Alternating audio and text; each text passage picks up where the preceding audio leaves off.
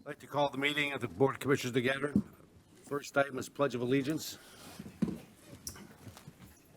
I pledge allegiance to the flag of the United States of America and to the republic for which it stands, one nation, under God, indivisible, with liberty and justice for all.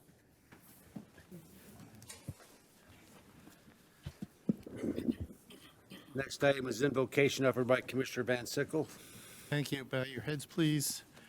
Dear God, as we come together today, we ask you for your guidance in our discussions and decisions. Please grant us the wisdom to speak and act thoughtfully and the courage to listen with open hearts. May everything we do here bring honor to you. As we honor our police officers this week, please bless their work of keeping our communities safe and protect them from harm. Amen. Amen. Thank you, Commissioner VanSyckel. Next item is item 4. I need a motion to adopt the agenda. Adopts the agenda. Support. Any discussion on that? We're going to use voice votes today. Any discussion on that? Hearing none, all those in favor say aye. Aye. Opposed? Thank you. Item 5 is approval of the minutes. I need items 5A and B approved. Motion to Moved by approve. Nard. Support. Is there any discussion, any of those changes or seeing none, all those in favor of that say aye. Aye. Opposed? Thank you. Item 6 is public participation. This is the first opportunity for anyone in the public who wishes to speak in any item on the agenda. At the end of the meeting, we'll have another portion for public participation. You can speak in any item you wish. So anyone wish to be heard, speak under public participation. You have 3 minutes. Please come forward. State your name for the record and Good afternoon, John Johnson, Southeast Michigan Chamber of Commerce, Warren Centerline Chamber of Commerce, CEO and founder. I'm here today to speak on behalf of my good friend being nominated, I hope, to the position to fill the vacancy for Commissioner Gus Ganem. We have actually several quality, decent people I think that would be good in that slot. But I can just tell you, I founded the Warren Chamber of Commerce in 2018. And so I've had occasion since then to work really closely with the community and the business community, and actually have lived in Warren on multiple occasions through the years. But no one knows more about the city of Warren, I believe, than Gus Ganem.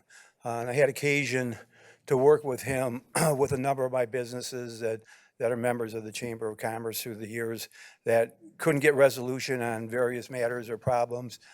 When there wasn't any place else to go in the city of Warren to get a hearing and nobody would listen, Gus was always there to do so and bring some reason to some of this craziness that happens sometimes in government. And that would apply not only just to businesses, but I had actually some members that lived in the city of Warren that had various problems and concerns, and we always got a fair hearing with Gus. We didn't always maybe get it exactly the way that we wanted it.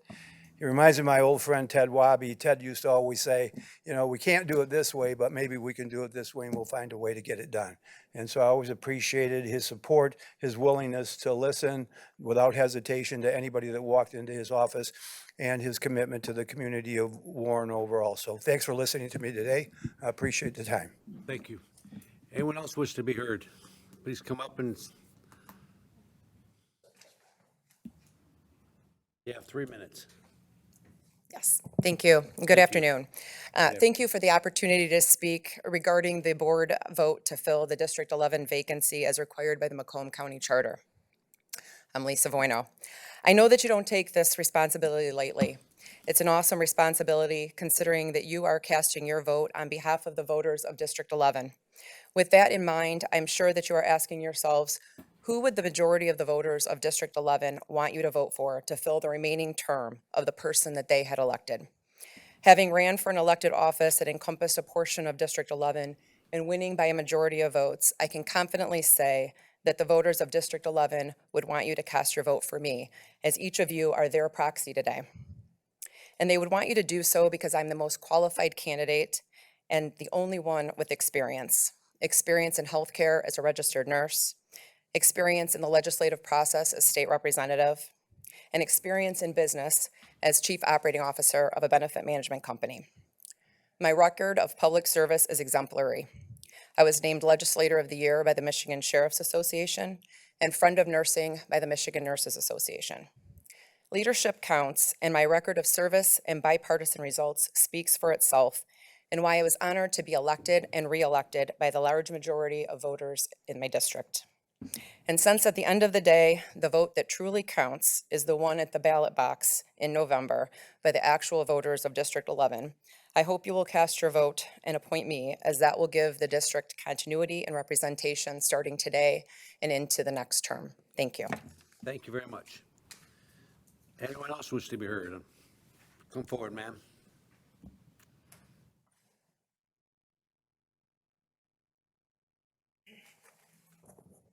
My name is Pam Lideline, and I just want to thank this board for what I hope that you will again support, naming June 7th as National Gun Violence Awareness Day in the county of Macomb. I've spoke here other years because my daughter was a victim of gun violence 12 years ago in Lansing. The shorter version is to wear orange that day to remember the survivors and victims of gun violence. And I am a survivor because my daughter was killed. But there are many survivors and many victims of gun violence that can be honored on that day, and I hope that you will also wear orange on June 7th. It was started by friends of Haida Pendleton, who was a teenager who was shot in Chicago after being struck by a stray bullet. I feel close to her because my daughter also was struck by a stray bullet, not meant for her, but it still killed her, and she died a violent death. So I thank you for that support that you've given in the past and hope that you will pass this today also. Thank you. Thank you very much. Anyone else wish to be heard?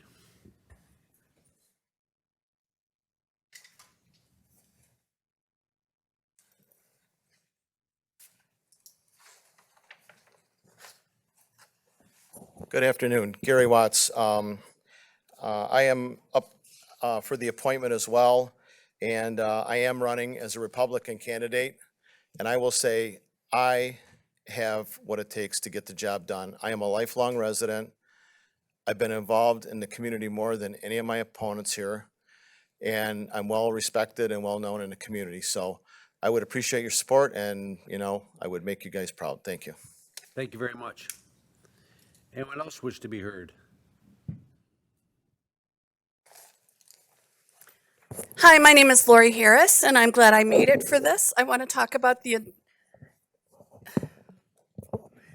agenda item, the vote. I sent Mr. Brown a message. I'm not sure he got it, but I wanted to look at all of you and say, I hope that you aren't more concerned about political favors, that you are concerned about the right person doing the job. I, as a citizen of Macomb County and a resident of Warren, I don't want Gus Ghanem to be my rep on this Board of Commissioners. From looking up information, 2012, the FBI was investigating.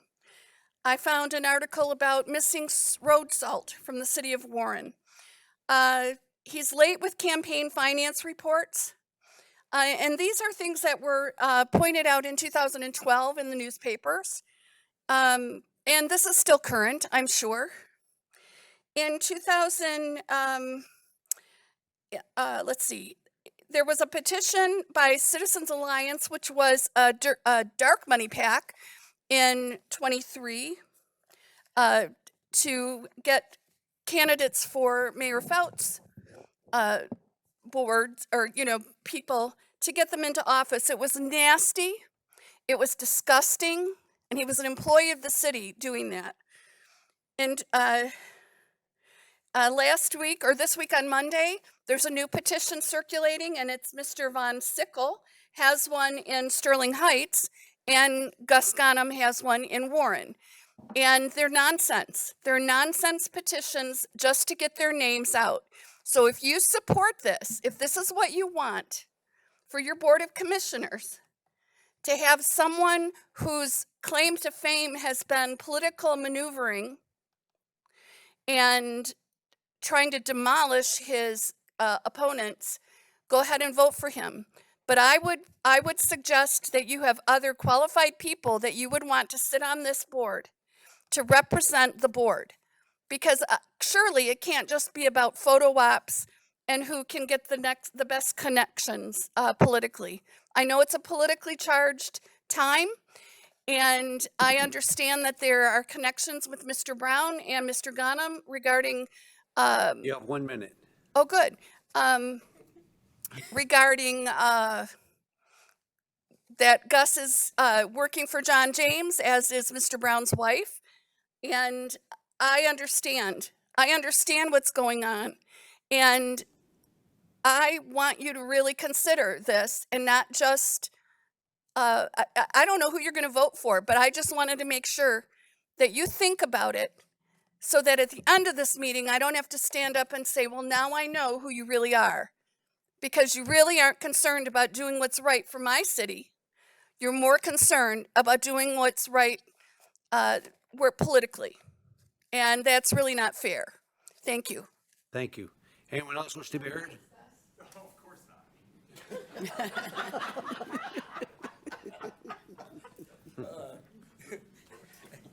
Good afternoon. I'm Michael Riley. I'm one of the candidates that have applied to complete Commissioner Maizong, State Representative Maizong's term for District 11 Board of Commissioners. I just wanted to simply say thank you for the opportunity to apply for the position, for the opportunity to come before the government subcommittee last week and present myself and answer questions from Commissioner Kraft. I wish I would have been a little more succinct. I'll learn from that. And but you know, it would just really be an honor and a privilege to serve the residents of Warren and District 11 if given this opportunity to serve out the last 7 months.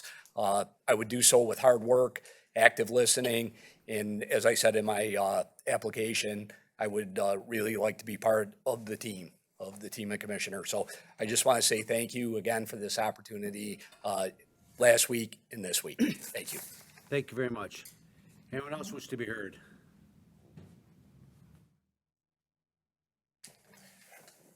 I wasn't going to speak, but after that, I think I have to. 31 years of my life has been, over 31 years of my life has been spent in public service to the citizens of the city of Warren. I'm more than qualified, number one. Number two is that I love serving the public. And I don't ask people if they're Republican or Democrat or independent. People call me with problems and I fix them. And I fix them using my resources. And I have many resources. And some people, like the lady just spoke, don't like that. And I'm sorry. She's been around the city of Warren for a very long time. So I can just say is that I have been a public servant and I love doing it. I'm retired, I have my time, I can do it, and I hope that you see it in your heart to give me the chance to do it again. Thank you. Thank you. Anyone else from the public wish to be heard? No offense. Anyone else from the public wish to be heard? One more time. Anyone else from the public wish to be heard? Seeing none, we'll close public participation. Item 7 is presentations. We have scheduled a presentation by the Secretary of State Jocelyn Benson. She's running a little bit behind schedule, so without objection, we'll continue on the agenda, and when she comes, we'll take her on, if that's all right. No objection. Okay. All right. Number 8 is proclamations. I need a motion to approve of proclamations 8A through D. So move, Perna. Okay, we made a motion. There's a motion to, all those in favor of approving those motions, say aye. Aye. Resolutions. Is there presentations? Do you want any presentations that you want to present? Commissioner Nard? Yeah, I just wanted to say that it was an honor to get the email to do the proclamation for declaring the first Friday in June as National Gun Violence Awareness, as I had a cousin, a niece, and a very good friend of mine that was taken down early by gun violence. My cousin was shot in the face by her husband and killed, and our friend was shot by her boyfriend, and my friend's son was killed sitting in the church parking lot, and a stray bullet hit him and killed him. So it was an honor to do that, and I did it in their honor, and I pray that everybody just kind of remember those that have lost their lives through gun violence. Thank you, Commissioner. Anyone else wish to speak in any of the resolutions that we just approved? Okay, seeing none, we'll close that. Item 9 is a public hearing on Brownfield plan through the Premier Academy on 748 Van Dyke Avenue in Shelby Township, Michigan. I need a motion to approve that. So, support. Okay. Well, is there anybody here who wishes to be heard on that? Anyone here want to be heard on the public, on the Brownfield? One more time, anyone wants to be heard on the Brownfield project in Shelby? Close the public hearing. Support. Very good. All right. Motion's been made and supported. To close, all those in favor say aye. Aye. Opposed? Thank you. Item 10 is appointments. We have Brownfield Appointment Authority for executive appointment to 1 3-year term to expire on September 30th, 2025 for Troy Jeske. Need a motion to concur with that appointment? Support. All those in favor, any discussion on that? All those in favor say aye. Aye. Opposed? Item 10 is Brownfield County Commissioner Appointment, District 11. We have one vacancy for partial term to expire December 31st, 2024. You have the names listed there. Your name will be called, and yes, Commissioner. I was under the impression one of the people withdrew. Danielle Patricia. Patricia? They're all they've all presented themselves. Danielle's here. They're all presented themselves. By May, Chair, she did not appear for the interview process. Okay, my mistake. Yes. So the names are before you. You can cast one vote for any of the names that you wish. Commissioner Grote, Commissioner Haw, Lisa Bueno. Commissioner Kraft, Gusciano. Commissioner Lucido, Commissioner Nard, Lisa Bueno. Commissioner Perna, Gus Ganem. Commissioner Romano, Gus Ganem. Commissioner VanSyckel, I'm sorry, Commissioner Sabatini, Gus Ganem. Commissioner VanSyckel, Gus Ganem. Commissioner Wallace, Commissioner Zinner, Gus Ganem. Chair Brown. Gus Ganem. We have 4 for Lisa Bueno and a majority of 8 for Gus Ganem. Very good. Commissioner Ganem, congratulations on the appointment.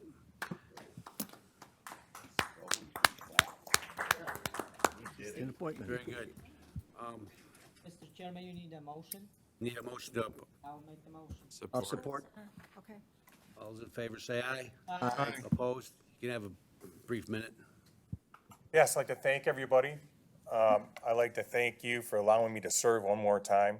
I promise you, I will be within my, for the people who don't know me, to get to know me, I'll be calling you. And the people that do know me, I'll be leaning on you to guide me for the next couple of weeks until I get my feet wet. So expect some phone calls, and thank you very much. See the staff after the meeting. Thank you. All right. Item 11 is Internal Services Committee recommendations. Need a motion to approve 11A. So moved by Nard. Support. Any discussion on that item? All those in favor say aye. Aye. Opposed? Thank you. Item 12, Health and Human Services Committee recommendations. Need a motion to approve items 12A through C. So moved by Nard. Support Lucido. Is there any discussion on any of those items? Chair, Yes. I am concerned about the, Which item? What? Which item?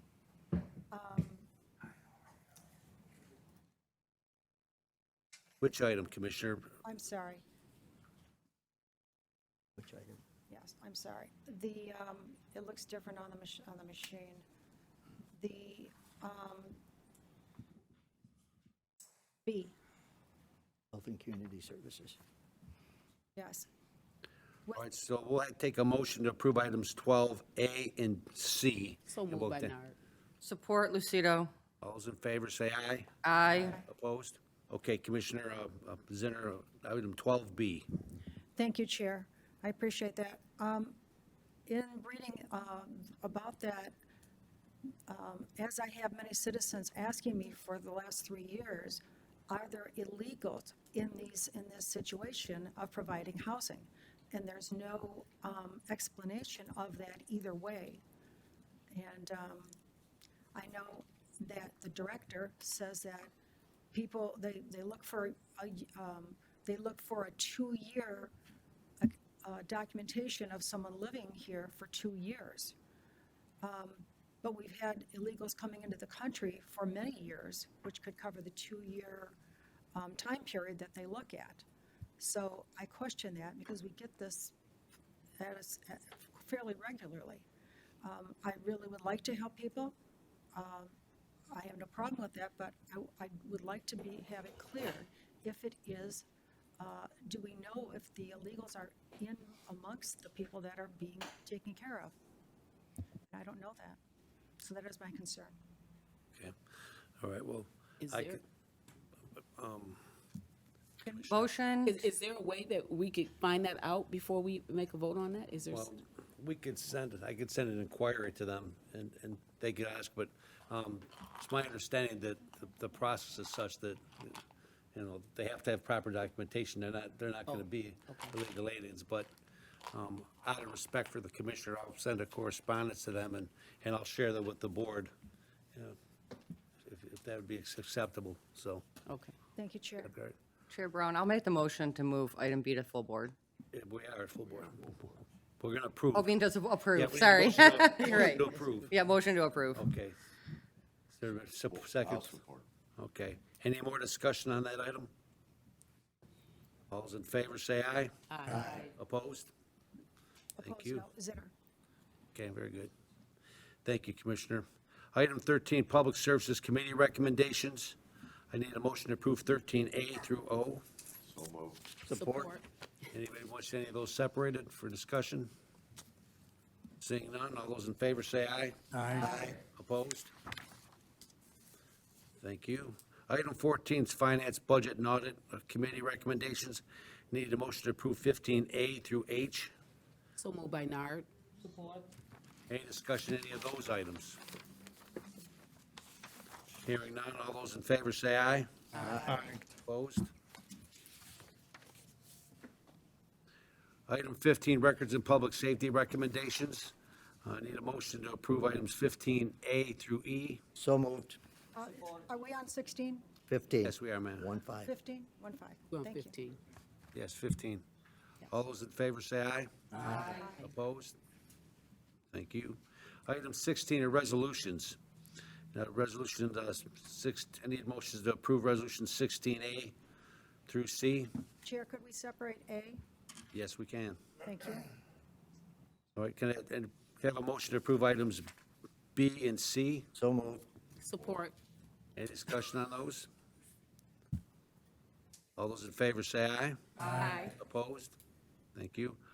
16A, Commissioner Zinner. Thank you, Chair. I am very concerned about sending what I would call a tax to the citizens, and this is going to go to the public. 42 cents is a concern for X amount of people, but if it goes to the public, we don't know in the future what increase may go to the public. I would like to have that stay with us between the executive and his team and this commission board and our team. That's what I would like to see stay. Thank you. Thank Chair. you. Anyone else wish to speak to this item? Commissioner Ha. Thank you. The 42 cents per month will be described in the ballot language as a continuation of what we have previously been collecting. I would remind the commissioners when we agreed to support this at our last 2 years ago, I think, at the meeting, the condition was that we would put it on the ballot this election at 42 cents a month for a continuation of the fee that is previously we had agreed to support. So, and I'm just going to reiterate the comment, if this goes down, we have to find a way to support Comtech. just a thought. Keep it in your mind when our finance chair calls the meeting on how to support Comtech on an emergency situation, first responders surcharge. That's all, Chair.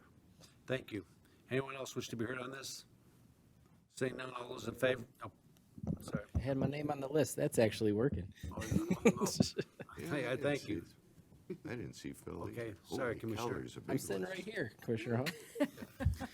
I have a question regarding the language of the resolution. In the second whereas, it says renewing the monthly E91 surcharge. I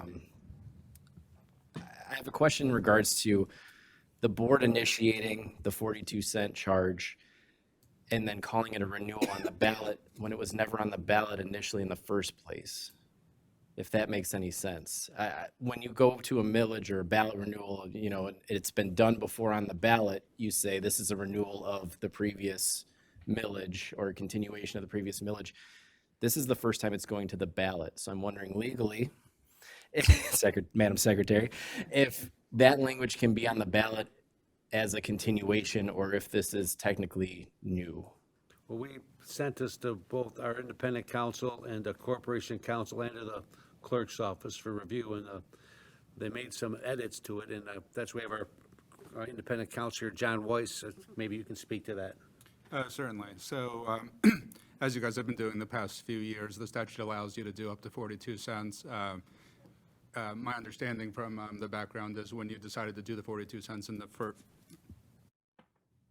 That's, We can you're hear you. good. Yep, you're good. when you decided to do the 42 cents in the first instance by board resolution, as you're allowed to do under the statute, that it was with some kind of sort of negotiation or decision amongst yourself that eventually you would put that before the people as a whole to see if they agree with that decision. The statute wouldn't require you to do that. If the statute up to 42 cents, the statute would allow, if you wanted to do more than 42 cents up to $3, it would be something that would have to be approved by the voters at large. And so when we considered the continuation language, as the chair pointed out, you could choose to include it or you could choose to exclude it. The point is that it is a current surcharge that's on ballots as a result of the decision that was made, and that will expire. This would, putting it on the ballot and getting it approved would be confirmation from the voters of Macomb County that they're, comfortable with the source funding being from the surcharge as opposed to, some other source. Does that answer your question? Yeah, I just want to make sure we don't go through this process of approving it today and then the voters approve it and then some attorney somewhere says, this says right here, a continuation, and it technically wasn't, and then we're really in trouble. So I just want to clarify that before we go too far down that road. Attorneys are prone to say anything, but we've had, corporation counsel and myself, and Pete Webster take a look at this, and we're confident that it should be in good shape. Thank you. Thank you, Thank Mr. Chair. Thank you, Commissioner. Sorry, we didn't see on the, our equipment doesn't always work around here, so, Commissioner Perna? Yes, thank you, Chairman. I do understand what Commissioner Zenner was talking about, what happens if it doesn't pass. But we, the board, approved this to be put on the ballot and let the residents of Macomb County make a decision. And Commissioner Kraft says, is it renewal, is it an extension? We hope that if it doesn't pass, that our county exec will work with us to make sure there's not any inconsistencies of keeping that 42 cents to offer the service that we're offering. But that's all I have to say. Thank you. Commissioner Sabatini? Thank you, Chair. Just a little dialogue here, just to be clear, as Commissioner Haw had said, because we would have to find it in the budget, but just to be clear, we already are contributing to the E911 fund. If this item does fail, what would happen is we would be able to pay our portion through the county. It would then be up to the locals. They would have to find the money in their own budgets to support that difference. So that's really where the issue would come into fact. Obviously, this could be brought back to the board again at a later date for a surcharge renewal, that would be theoretically a continuation, which I think Commissioner Kraft makes a very, very good point in regards to the language of this. So I'm not supporting this. It's not that I'm not a supporter of 911. I've voted against this consistently since we discussed this issue. But I just wanted to make sure everyone was clear on the vote today. Thank you, Chair. Thank you. Commissioner Groten. Just a comment, let the voters decide on the issue. Thank you. Thank you. Anyone else? Either manually or electronically. Thank you very much. All those in favor of the approving resolution say aye. Aye. Those opposed? Nay. Please record the noes. 3 nays. We clear on that? Very good. Thank you. And now we'll shift to the presentation by our Secretary of State. Mrs. Benson, please come up. It's a long ride from Chair Lansing. Brown. Thank Yeah, and lots good. of Yeah, fixing I the want- roads, but it causes the some roads. traffic. I want Thank to you. say, Madam Secretary, that it was the first time that we've had a Secretary of State at this podium. Oh, in- wow. In my time here, and it's been a long time. So, yeah, for sure. So anyway. Well, I'm but honored to be we're the glad first. that you're here, and thank you for coming. Yeah, thank you. And it's a really reflection of both the importance of this county statewide and to our office, and making sure that you have all that you need from us as we particularly enter into what we know will be a noisy 6 months on the election side of things, but also a time in which citizens in Macomb County will have new options to vote. And we want to make sure you have all the information you need for the questions you'll surely be getting from the citizens you serve and represent. And that's what I'm here today to really tell you two things. One, I'm not sure who's doing thank you. Thank you very much. The first thing I wanted to share with you is our view at the Department of State is that it's important to meet people where they are. And as many of you know, we have transformed our customer service office. But in addition to that, we have recently launched 7 mobile branches, which are sort of like food trucks, but mobile branch offices. And they can go anywhere. We have one just dedicated to the Upper Peninsula, one to Northern Michigan, and we have 2 dedicated to Southeast Michigan.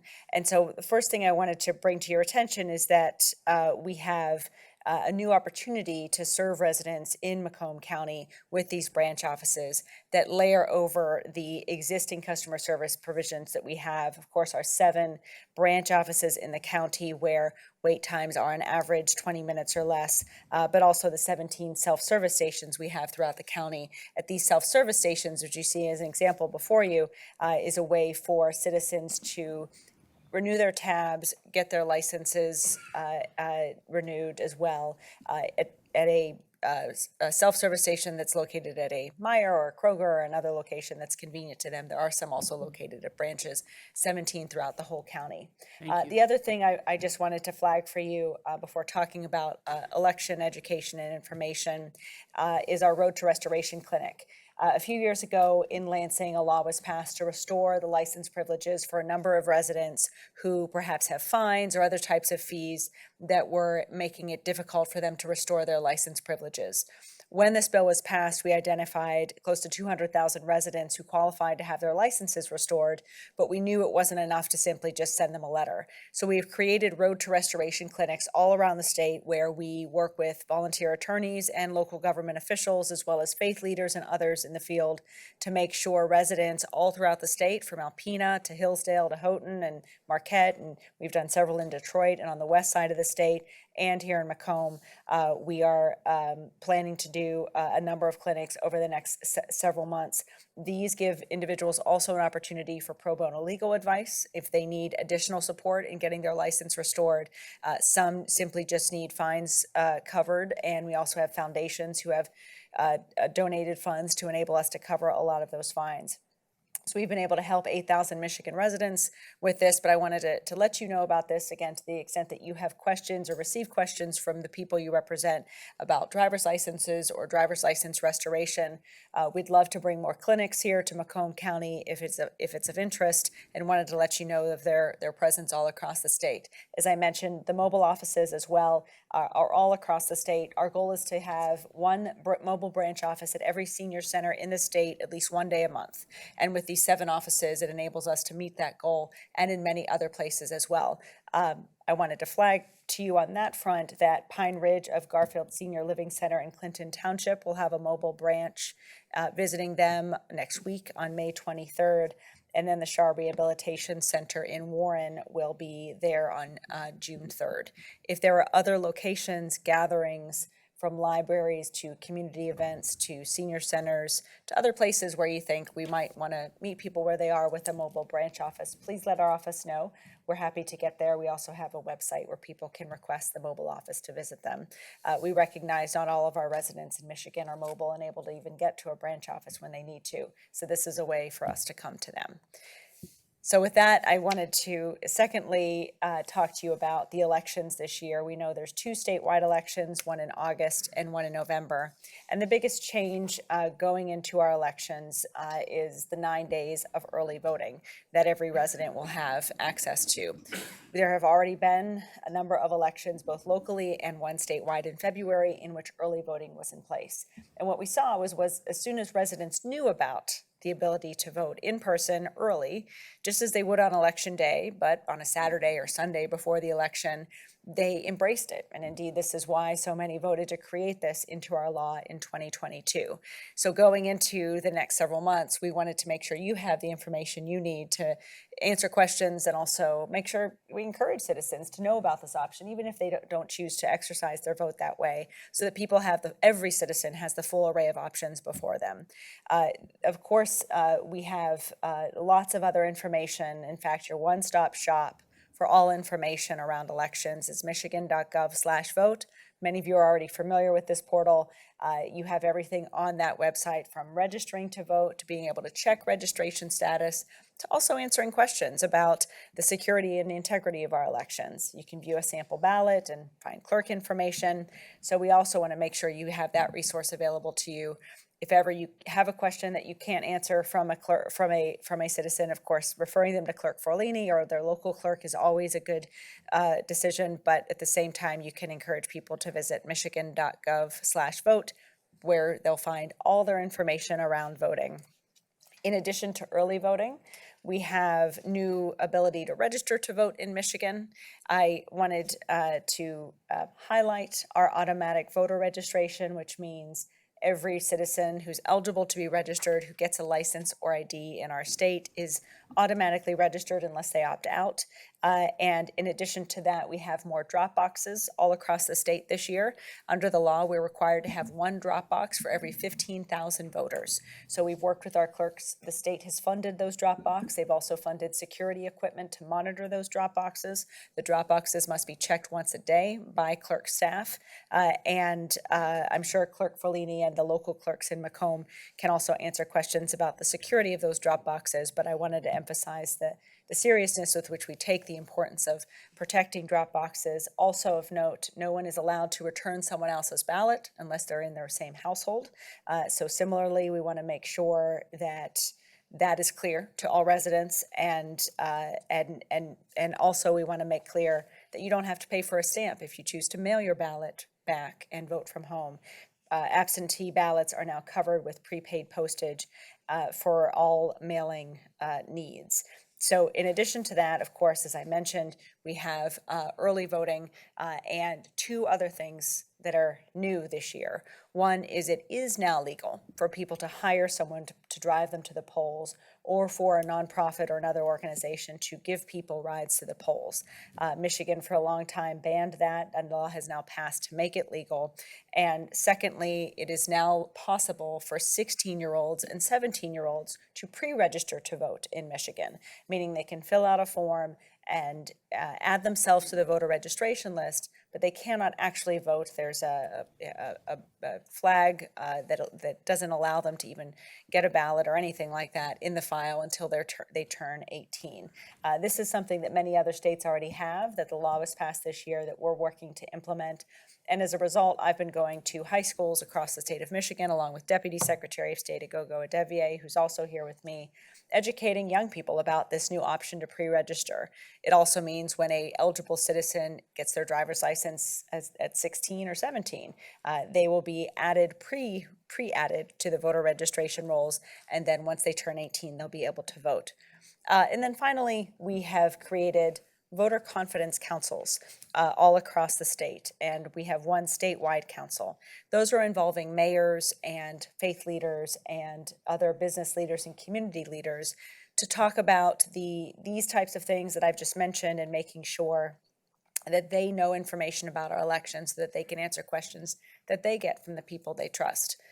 The last thing I'll just say, and then I'm happy to also answer any questions you might have, is that we are in an era of misinformation. And it's important, regardless of our political position, that we recognize the use, both by foreign and domestic bad actors, of false information and the spread of false information about our elections as a tool to confuse voters. We've seen artificial intelligence already be utilized to create a number of false images, and we want citizens to know where to go when they hear or see things that seem a little off. In Michigan, it is now banned to use artificial intelligence to intentionally confuse people or deceive people about what a candidate says. And so we're working with local prosecutors and others to make sure that if there is a violation of that law, the violators are held accountable. There's also a requirement that any artificial intelligence developed political materials have a watermark or some sort of disclosure or disclaimer on them that indicates they were developed through artificial intelligence. So those are some of the things that are new this year that we wanted to highlight, that I wanted to make sure you knew about. I'm sure you'll be getting many questions. Our office is ready to come here as often as I can to answer those questions or attend any other conversations you think it would be helpful. More than anything, we want to equip you with all the information you'll need as leaders to answer questions that your local citizens and residents come to you with. The last thing I'll just say is we want to encourage citizens to be election workers on both sides of the aisle. And we have still michigan.gov/democracy-MVP as a portal through where people can sign up and be a poll worker. There are also a number of other organizations and entities that can help dispel myths about our elections, but michigan.gov/vote continues to be the primary go-to source here in Michigan for that information. So with that, Chair Brown, thank you again for having me here today. I'm honored to be the first secretary to address you all, and certainly happy to answer any questions now or in the future. Thank you. Commissioner Romano. Thank you, Chair. Secretary of State Benson, welcome. Thank you, Commissioner. Fantastic, informative information, I think, for everybody. Personally, I don't know, being one of the older, not the oldest, older members here. Who's laughing over there? I've had occasion. I'm a paper person. I like to go in person. I like to talk to people in person. I don't use the internet that much. And I've had occasion to use your Sterling Heights office. And honestly, it's a wonderful experience. And that sounds really silly, but the only place you can walk in, get directed, have a seat, be called up on your number, or make an appointment. That never happened before. How easy it was for me in lieu of trying to get on the internet, sweat and swear, and just but it's awful close to me too, and that also helps. So the only thing better than the Secretary of State's offices is our own clerical office with that gentleman back there standing, Mr. Forlini. You want information on anything in Macomb County? He's the clerk to talk to, and I'm very proud to have him as our clerk. That's all I have. Thank you, Chair. Thank you. Commissioner Ha. Thank you, Chair. I know the locals do a lot of education. I refer to our clerk, Tony, as the second most favorite clerk, because my daughter's a clerk. We understand that. With you being here, I want to best clerk welcome not you to related Macomb to you. County, and he may have dropped down to third now, so thank you for all that you've done. That's all I have, Chair. Thank you. Thank you. Commissioner Perna. Question, as Mr. Romano said, he likes to go into his office in Sterling Heights, and he likes to wait in line and get waited on within a reasonable period of time. What about the seniors that don't go into the office? they don't have the computer, and they need an answer of something that's not on your website, how do they make an appointment? So do you think you ever have an avenue where these seniors or anybody can call and talk to a live person? Because you can't talk to a live person. You have to go online. So is there anything in the future where there's an option where you really can talk to a live person? Because their issues are different than what's on your website. So how do you pass that on to them? Well, a couple of things. As I mentioned, we now have our mobile branch offices, and our first priority is to go where seniors are with those mobile offices. And this actually takes the branch and goes to, for example, a senior residential center where people are, so they can simply just come down to the lobby and have their questions answered. Secondly, we also have a phone number, 808-SOS-MICH-MISH.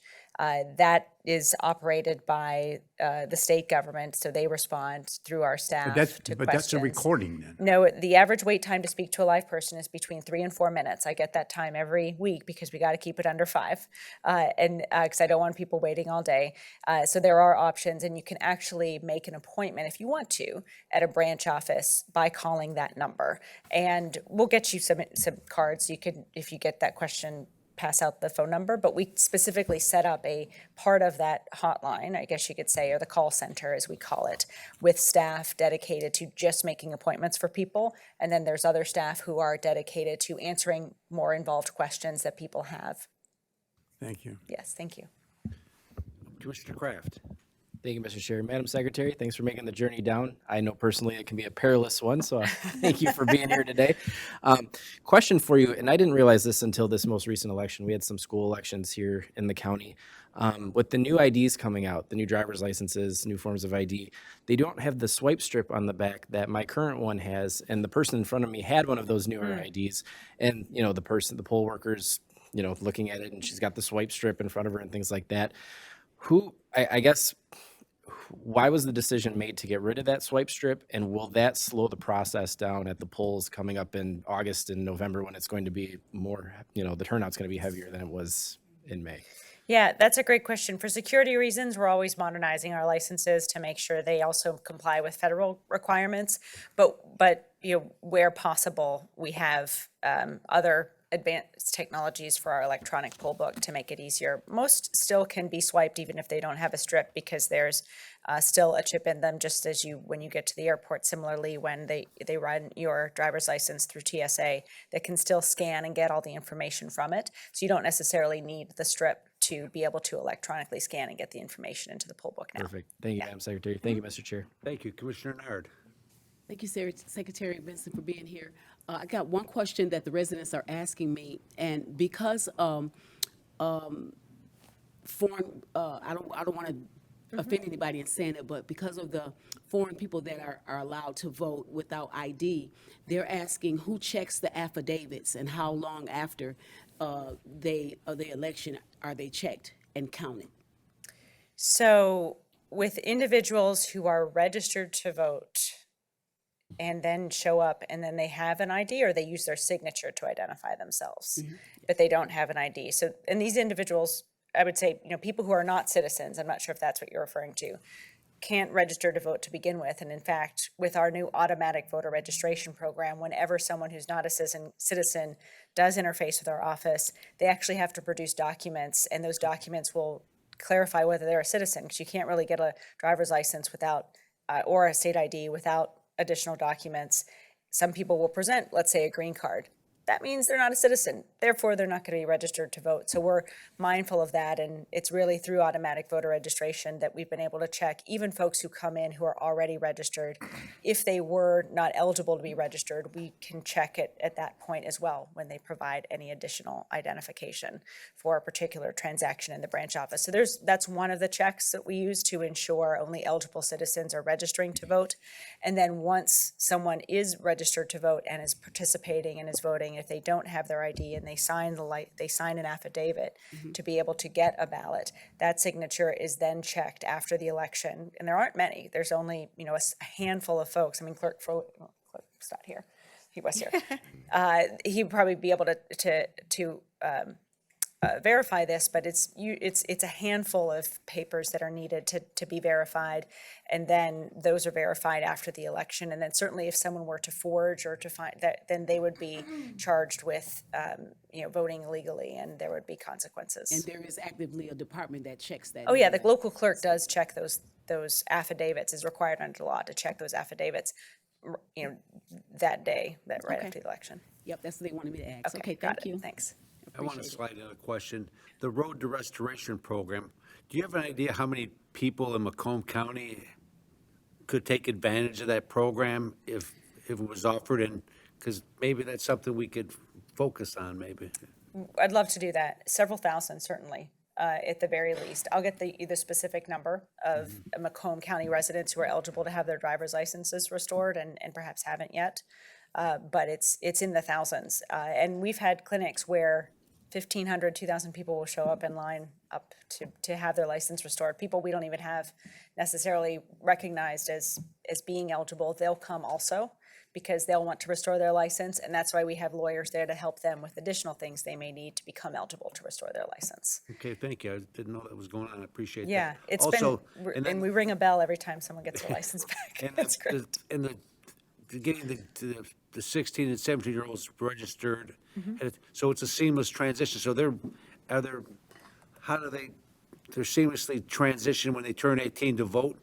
Correct. But when they may have a driver's license then at 16 and that's embedded in their card? Is that how that works? Correct, yeah, when they get their, when a 16-year-old, basically the biggest change is when a 16-year-old now gets their license, they will be entered into the system if they're eligible to be registered when they turn 18. And then when they turn 18, the voter file will acknowledge or sort of get a green check mark by their file in the list, and they'll be able to then vote. If they show up to vote, they'll be considered a registered voter. They don't have to do anything else to become a registered voter if they get their driver's license in Michigan at the age of 16 and haven't opted out. Do we still require them to register for the secret selective service? Is that still part of it? Yeah, I don't think so. I know, that's more of the federal government Yeah. handles that data. But that's not on our licenses, though? No. Okay, very good. All right, thank you. Yeah. Commissioner Zinger. Thank you, Chair. Hello, Ms. Benson. Hi, Commissioner. Thank you for being here. Thank you. I just have a simple question for you. Every clerk's poll book, are they supposed to be kept in the office of the clerk, or where are they kept? Where are they stored? I believe the clerk's electronic poll book are kept with them, but they have a responsibility to keep them secure and not allow third parties to access them. Isn't there a physical book also, or are they? Most are electronic. Do they have yeah. a physical backup anymore? Okay, they have a physical backup as well And where is that kept, ma'am? with the local clerk. Is that in their office then, or is it someplace else? Well, I would prefer it to be in the most secure location possible, but it's the local clerk that has the discretion to make that determination. The law simply says they're not able to share it with an unauthorized third party. Okay, thank you very much, ma'am. Thank you, Chair. Thank you. Vice Chairman Hall. Thank you, Chair. I just want to follow on Commissioner Perna's statement about seniors. There's another option. If you're also a senior, you can come to me and ask me for the phone number of the clerk in Macomb Township so he could privately call him. That's an I option. omitted that one, Commissioner Yeah, Ha, and I thank you. apologize. It won't happen again. Thank you. That's all I have, Jim. Thank you. Any other questions? I'm going to get your number. Hand that out to your residents. There you go. We thank you for your Thank time. you. Thank you, Chair Brown. Thank you we have very no much. more Thank you all questions for you. having me here. We appreciate you being here, and take care. Need a motion to receive and file. Have a motion to receive and file the report. So moved. Support. All's in favor, say aye. Aye. Opposed? Very good, it passes. All right.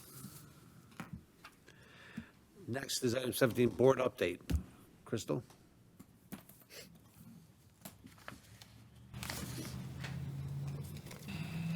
Good afternoon. I first just wanted to take a few minutes to commend your hardworking staff. It's been a very busy start to spring. Mary has not only been doing 2 jobs, but she started training Becky now, and she has supported commissioners at 5 events so far this month, 3 of which she planned herself. And she's also attended a social media webinar hosted by the local government legal center discussing a recent Supreme Court decision on the First Amendment. In addition to her clerk and agenda prep duties, oh, I'm sorry.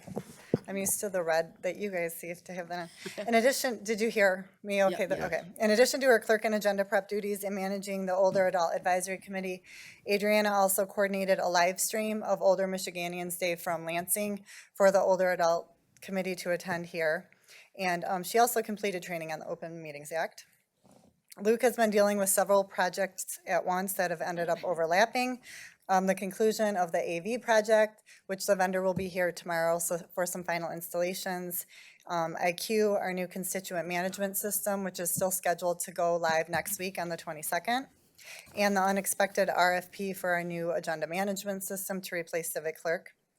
Laura has been in the middle of our busiest time of the year for events with the Tri-County Green Schools celebration, which was recently held at the zoo, the volunteer recognition reception that's coming up next week, and the initial planning of Yoga at the Hill for June.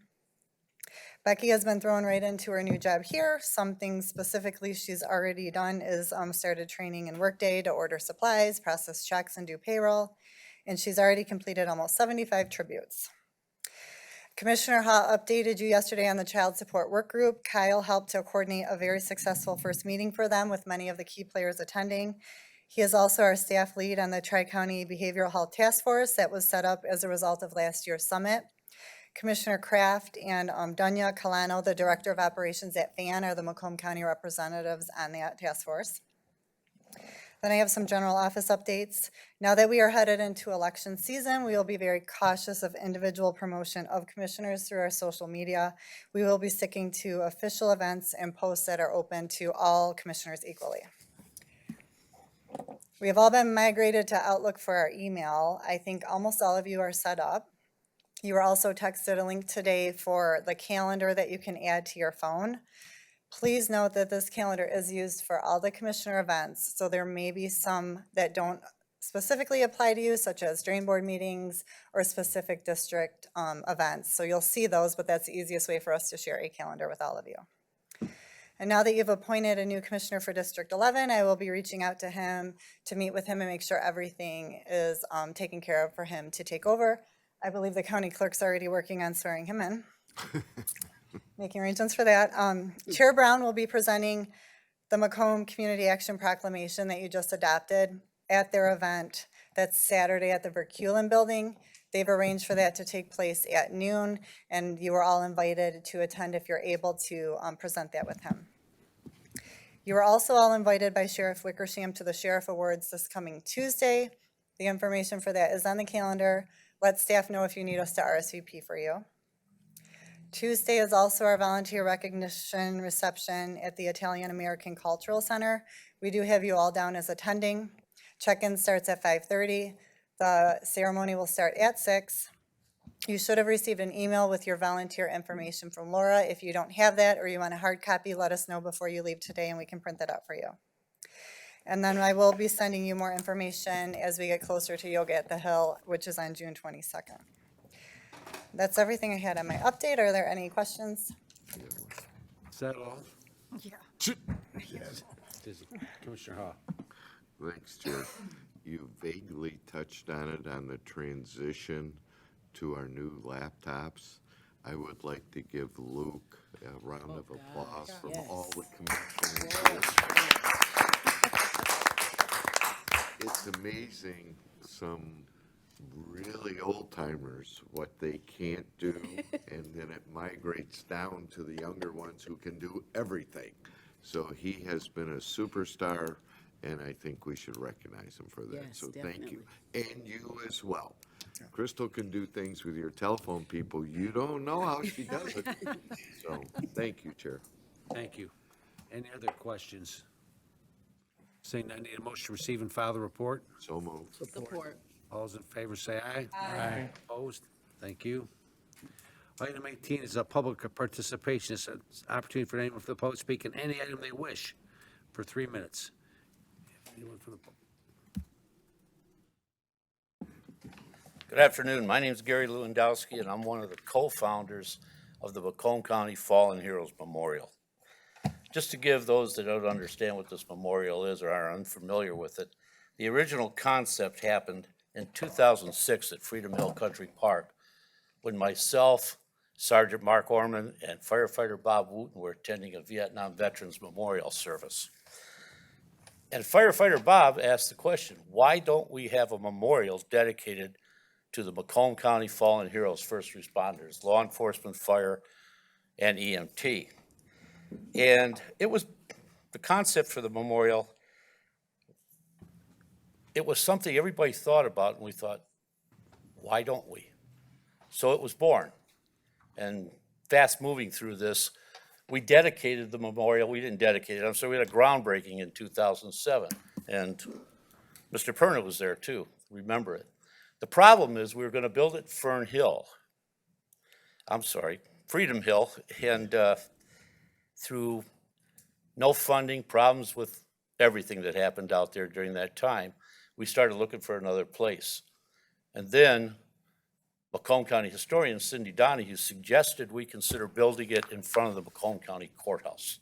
And that is where it is to this day. This memorial was built 100% funded by donations. And we have been carrying on the maintenance, putting the names on the wall, everything for this memorial for 14 years. We have not taken a dime of taxpayer money or anything. But we're at a point now where even when we add a name to the memorial, like the last name we added, and we hope it's the last name, but we know that's probably not realistic. It's in the area of $600 to $700. The funding comes hard. It comes from a lot of work for a lot of people. And I'm here to ask the Macomb County Commissioners and actually the County of Macomb, will you please get behind this memorial and support it financially? It's our memorial. Every one of us sitting here, everybody in this room, this memorial is dedicated and built to honor the fallen heroes of Macomb County. And how much does it cost to build that memorial? Our answer normally is the 38 names of the heroes on that wall. The other thing I'm asking for is consideration, and we don't even know this, but is this memorial insured? It's on the grounds of the Macomb County Courthouse. And we're wondering, is it insured? What if something catastrophic happened to it? If something happened to that memorial, you can count on about $250,000 to replace it. It was expensive to build. It's there for prosperity. And we want to make sure that we, as the citizens of Macomb and the Macomb County Commissioners, look towards this memorial as something very special and very dear to our hearts, honoring those heroes. So I'd like to put the consideration out there to you and ask you to please consider helping us fund this memorial. And I thank you, Mr. Perna, and everybody here for the opportunity to speak on this, and I'm glad I could get it out in front of you. Thank you. Anyone else wish to be heard under public comment? Please come up. You've got 3 minutes.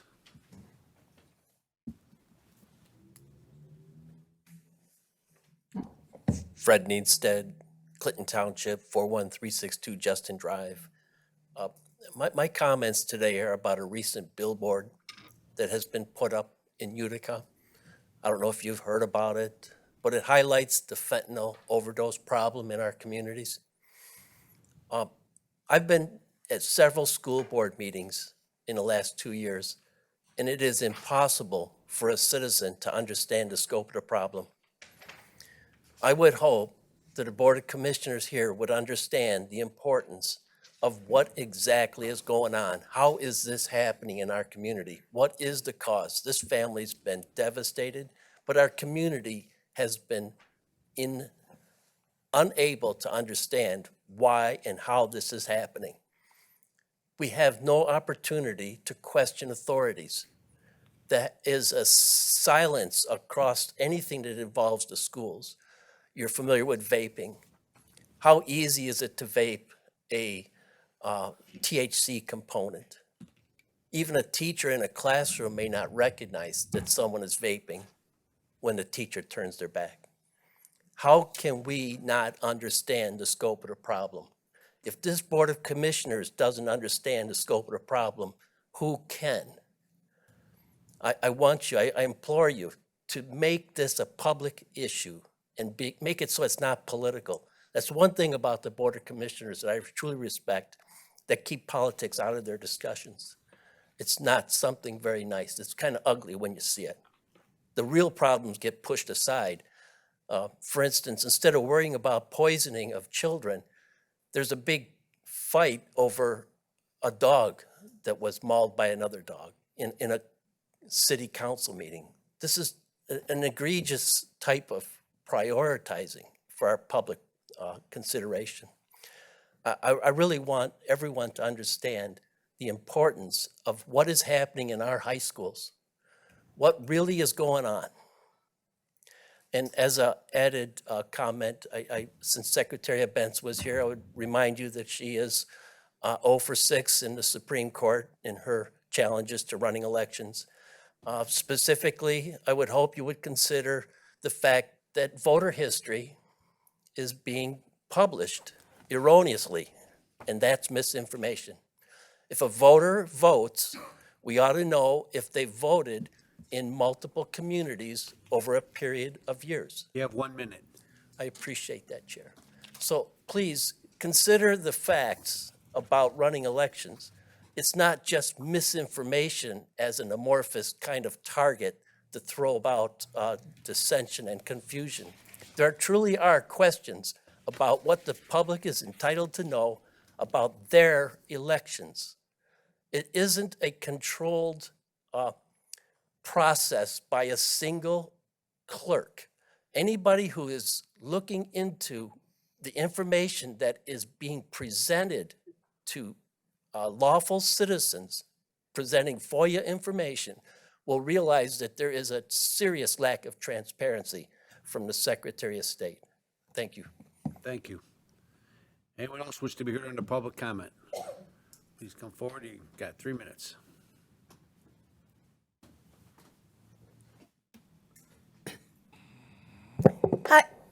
Hi.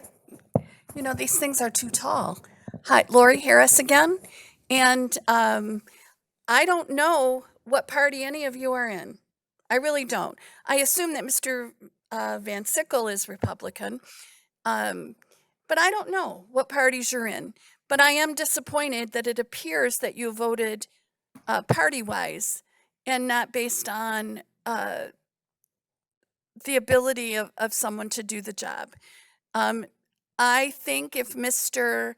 Ghanem has resources, he should have been using them in all the years he was in Warren.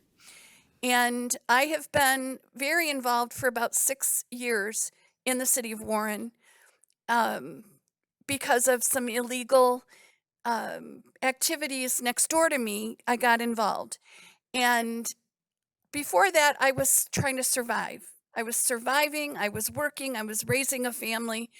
And so I don't know all of the history, but I can tell you that in the last 6 years, he has not been helpful, especially when Mayor Fouts was there. So here's my challenge to you is you guys all need to be accountable to your citizens, and he's going to need to be accountable to his citizens. And I don't think any of us are going to be happy unless you just want his resources or his political connections or his money. So I'm very disappointed. And anything that I've said here was taken exactly out of reports from newspapers. So there was no chance of thinking I made anything up here. I also wanted to tell you I ran into a couple in the parking lot of a grocery store today, and they were fighting violently. And I asked if they were okay. And it turned out to be someone I knew when they turned around and looked at me. You have 1 minute. I know. And I found out that they're homeless. They're working, but they were working 2 different shifts. So they would park their car at each other's job and try to sleep. It's a miserable situation.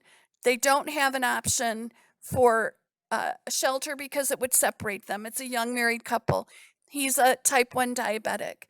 And I'm going to try to find resources. But I think, this is a problem that we do have in our community. And a very real face, came into my life today to show how hard that really is for them. So anyway, thank you for your time. Thank you. Anyone else wish to be heard under public comment? Anyone else? One more time, anyone for public comment? Seeing none, we'll close public participation. Next item is commissioner comments. Commissioner, Lucido. I'd just like to take a moment to congratulate Gus on his appointment. I do look forward to working with you again, and hopefully we can continue all working great together up here, because I do think we have a pretty cohesive board, and hopefully we can continue doing that. But that's all I have, Chair. Thank you. Thank you. My screen went blank, so if you punched in electronically, I don't have it. Commissioner Kraft. Thank you, Mr. Chair. I know we have the volunteer recognition night on Tuesday, but I also want to invite all the commissioners to the Mental Health Matters Awards on Thursday night. That's going to be at Macomb's South Campus down in Warren. It starts at 5 o'clock. So if anybody wants to come, please let me or somebody from the CMH team know. Thank you. Thank you. Thank you, Commissioner Kraft. Commissioner Zinner. I want to thank the other applicants that were very worthy and it was very nice to hear of the other applicants. It was nice to hear of the things that they would like to do, who they are. They're all great, and I really appreciated meeting and listening to everyone. Thank you, Chair. Thank you. Commissioner Hall. Thank you, Chair. I'm a supporter and have been of Fallen Heroes. Gary posed two questions here. Is there any, that I'm going to ask the chair to research, is there any opportunity to provide funding through CBDG or any other of the nonprofit organizations? And two, he raised the issue of the insurance. I don't think anybody thought of that. I personally helped Bob build the memorial in Roseville, and I don't know what the insurance situation is there either. So you prompted a question that I'll be asking, but I'm asking our chair if he can get answers to those two questions, because there's no, I don't want to say no more worthy, there is a very worthy cause. Also, I want to congratulate all the applicants and welcome my old friend Gus Ganem to the board. Thank you. Thank you, Chair. Thank you. In relationship to your question regarding the memorial, a couple of months ago, I reached out to the executive's office to ask questions about the memorial, whether they were, could they support it, what type of support do we do? Because I just kind of thought it was something that we were, just be maintaining. And they do provide maintenance. They do trim the weeds around the development, but in terms of financial support, they said, well, it's been supported privately, and it's not. So that's an area that we can look at, and something we can look at in our budget, perhaps coming on. We can consider whether the board wants to continue that in consultation with the executive's office, because the administration runs, day-to-day operations. So we're going to coordinate efforts, because, but we can provide the money. We're the ones that fund everything in this county. So if we think it's important, we could probably look at that. But we'll discuss it with the executives. I already had some preliminary discussions with them about the maintenance of the issue, but this is a good thing, and I didn't have this when I talked to them. So we'll talk again about that, and perhaps we'll get something done. So just Commissioner Perna. Just to tag on what Commissioner Brown is saying is that's on county property. I believe it's on county Yeah, it'd property. be covered under our liability. We know what happened to our building. We got hit by 2 cars in the last year. If somebody was to hit that accidentally or intentionally and damage it, do we have insurance? Because is that our property, or is that just placed there? So that's what we need to find out from corporations. We'll get clarification in writing, so that hearsay doesn't help anybody. But as you said, the cost is peanuts. Oh, I'm sure it's probably covered under liability coverage, but we'll get a confirmation of that. Mr. VanSyckel. My thoughts were what Commissioner Perna just mentioned. I'm not an insurance expert, but generally, you can only insure something that you own. So I would be surprised who does. First off, let me say I am all in favor of that memorial being where it is. This is not about that. But I want to make sure that if anything does happen to it, and we do have some kind of county insurance, that if a private organization owns it, the county insurance may not be able to umbrella over it. So possibly it should be donated to the county, or I don't know how, or we should give them a formal lease on that property so they can own it and insure it or whatever. But I think we've sort of sidestepped many legal issues in getting to where we are today. And we should just go back and clean things up so that there's no gray areas. Okay, very good. Anyone else? Commissioner Zinner on the second round. Yeah, maybe we could add that to the casual day group as a possibility. And that's Possibly. money coming in for sure. We'll go through, we'll take a look at it, we'll review it, and we'll look after it. So, anybody else have anything else they want to say? Let's see what they get. All right, seeing now, we'll close commissioner comments. I need a motion to adjourn. Bad idea. Moved by Romano, supported by Hall. Two or three. All those in favor, say aye. Aye. Opposed? Thank you.